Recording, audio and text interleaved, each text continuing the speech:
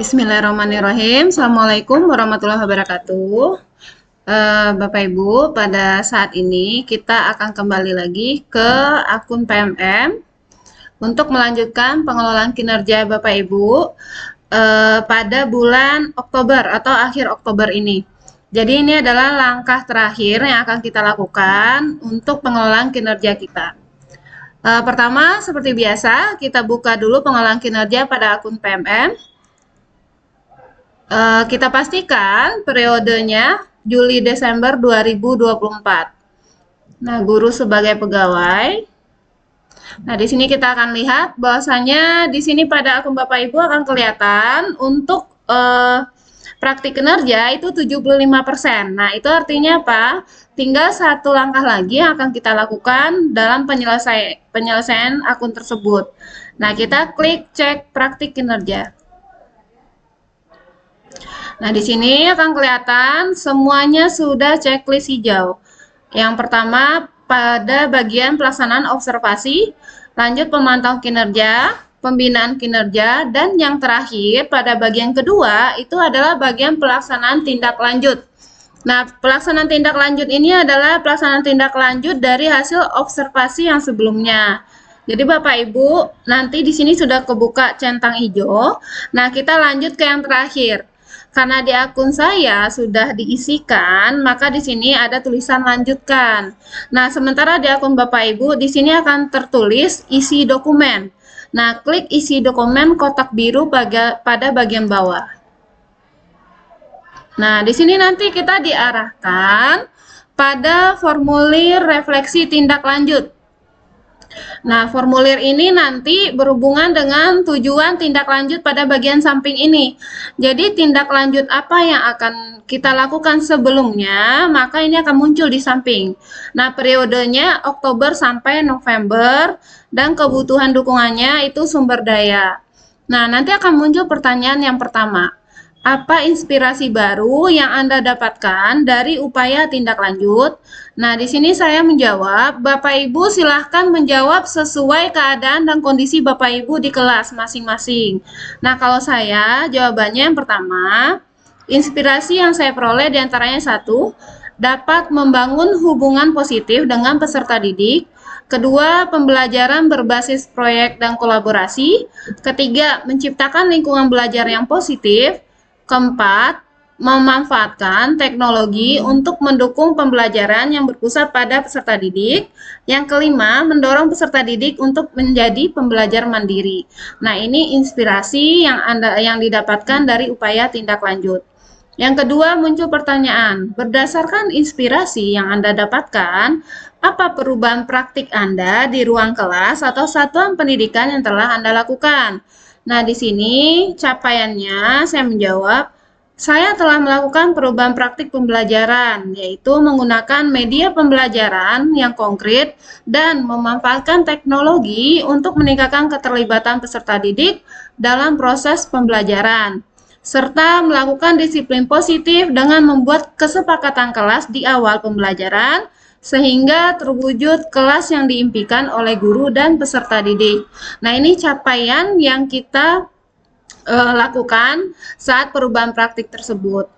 Yang ketiga, kita lanjut ke tantangan. Nah, ada pertanyaan, apa 3 tantangan paling sulit yang akan Anda hadapi dalam melakukan perubahan tersebut?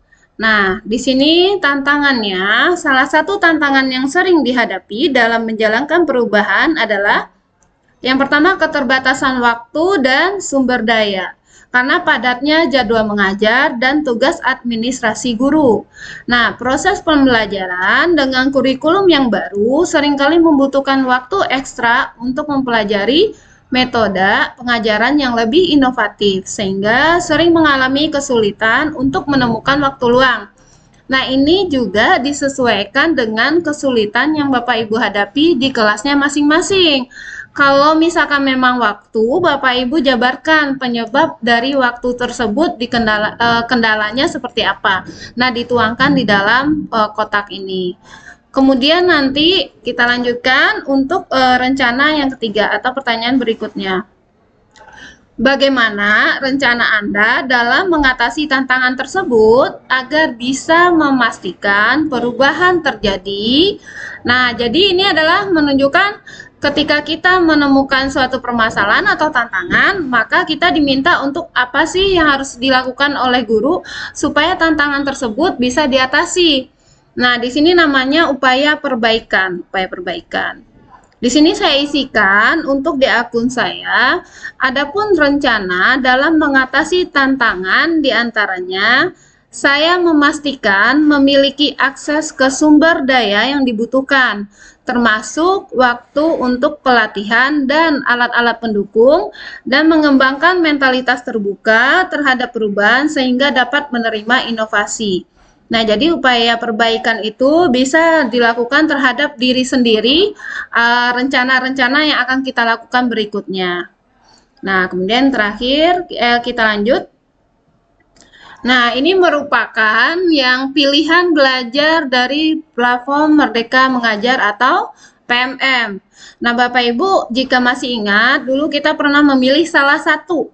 Nah, salah satu PMM yang kita lakukan atau yang kita kerjakan pada kotak yang ketiga sebelumnya.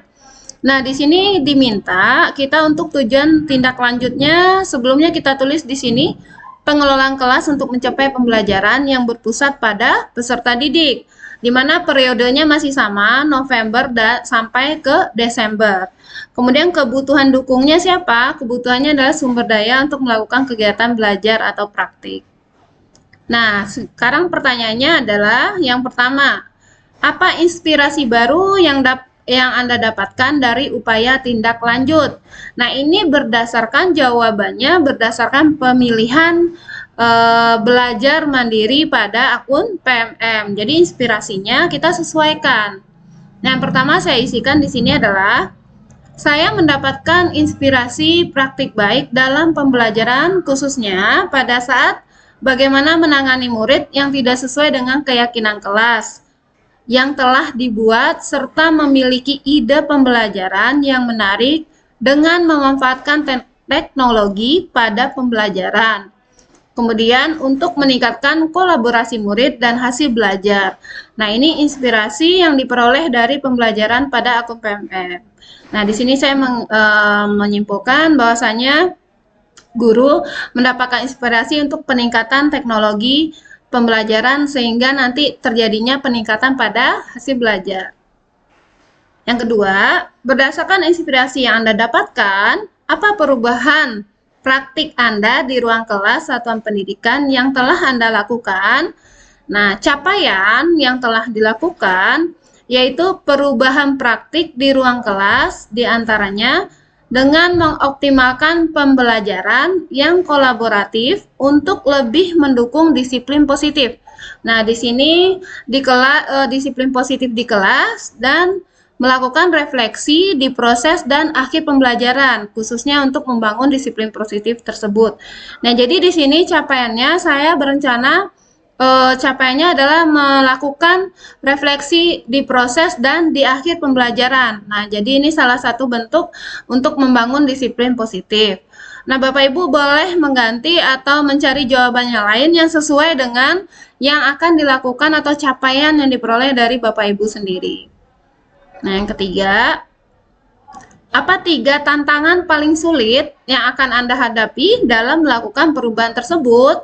Nah, tantangan paling sulit yang akan Anda hadapi berarti di sini tantangan yang paling sulit dihadapi yaitu di akhir pembelajaran biasanya murid kurang fokus sehingga refleksi perlu dioptimalkan dan beragam metode. Nah, jadi kita bisa menyisipkan metode atau kita bisa memberikan sebuah permainan terlebih dahulu sehingga bisa membuat siswa kita di kelas itu lebih fokus. Nah, karena itu merupakan tantangan apalagi kalau kita di saat-saat jam terakhir atau jam menuju jam pulang. Nah, berarti di sini tantangannya kalau kita dihadapkan pada kondisi tersebut, maka kita harus memberikan metode yang beragam kepada siswa. Oke, kita lanjutkan. Pertanyaan yang terakhir, bagaimana rencana Anda dalam mengatasi tantangan tersebut agar bisa memastikan perubahan terjadi. Nah, upaya perbaikannya adalah rencana dalam mengatasi tantangan tersebut. Saya akan mengajak murid dalam kondisi yang nyaman sehingga murid bisa terbuka serta menggunakan beragam metode refleksi.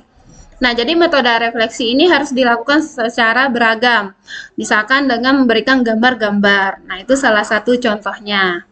Nah, jadi kalau sudah diisikan, kita cek ulang dari atas sampai dari awal.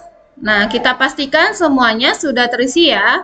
Nah, kalau sudah terisi, maka di sini Bapak Ibu boleh melakukan simpan draft jika masih ragu-ragu atau mau dicek ulang kembali. Atau kalau sudah yakin seperti biasa, Bapak Ibu bisa melanjutkan ke kumpulkan. Di sini saya karena sudah yakin dengan jawaban saya, maka saya akan klik kumpulkan. Nah, seperti biasa, kumpulkan dokumen. Saya mengerti bahwa isi dokumen dapat diubah selama belum dinilai. Kemudian kita akan klik kumpulkan. Oke, berhasil kumpulkan dokumen. Maka setelah Bapak Ibu kumpulkan, jawaban Bapak Ibu tersebut akan masuk ke akun kepala sekolah dan akan dinilai oleh kepala sekolah masing-masing. Nah, ini dia. Maka di sini pada akun kita akan terlihat bahwasanya setelah kita mengirimkan, maka di kotak yang terakhir ini muncul checklist hijau. Ini apa? Tandanya kita sudah menyelesaikan tugas kita untuk pengisian kinerja pada akun PMM. Bapak Ibu silahkan menunggu hasil atau penilaian dari pimpinannya. Nah, kalau seandainya ada yang mau dirubah, ini ada kotak atau gambar pensil yang akan dilakukan.